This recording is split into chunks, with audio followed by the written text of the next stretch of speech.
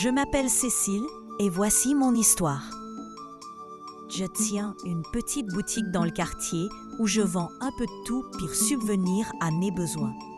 Mais depuis un moment, chaque fois que j'investis dans mon commerce, rien de bon n'en ressort. Je ne vois ni capital, ni bénéfice. Au contraire, ma situation financière ne fait que se dégrader. Fatiguée et dépassée par tout cela, j'ai décidé de consulter un pasteur de la zone. Il a longuement prié pour moi et m'a donné quelques conseils pour repousser les esprits de l'ombre qui, selon lui, font fuir ma clientèle et absorbent mystérieusement mon argent. J'ai suivi ses paroles avec foi. Un jour, alors que j'essayais de garder espoir, un client régulier, l'homme que vous voyez, est passé acheter quelques boissons.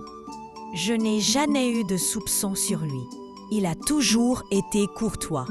Mais ce jour-là, dès que ses billets ont touché ma main, j'ai senti une étrange sensation, comme un frisson qui me traversait. J'ai déposé l'argent à l'endroit habituel et contre toute attente, en fin de journée, toute ma recette avait disparu. La caisse était complètement vide. Choquée, j'ai décidé de le confronter. « Monsieur, s'il vous plaît, revenez ici. Vous m'avez remis un billet que j'ai déposé dans ma caisse et maintenant, tout a disparu. Comment expliquez-vous cela ?» Il m'a répondu, presque vexé. « Madame, comment peux-tu me poser une telle question? Tu veux m'accuser d'avoir pris ton argent ?» Je lui ai dit calmement. « Je ne t'accuse de rien.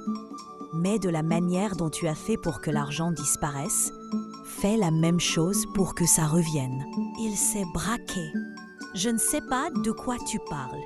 Occupe-toi de tes problèmes. » Ce qu'il ignorait, c'est que j'avais vu clair dans son jeu.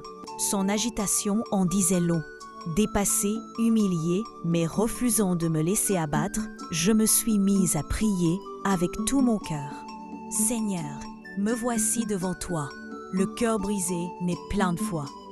Je refuse que les ténèbres continuent de dévorer le fruit de mon travail. Tout esprit de manipulation, de détournement, de confusion et de vol spirituel attaché à ma vie, à ma boutique ou à ma destinée, je le renverse maintenant au nom de Jésus. Que toute main obscure qui touche à mes finances se dessèche. Que toute influence maléfique soit brisée et que la lumière de Dieu expose les œuvres cachées autour de moi.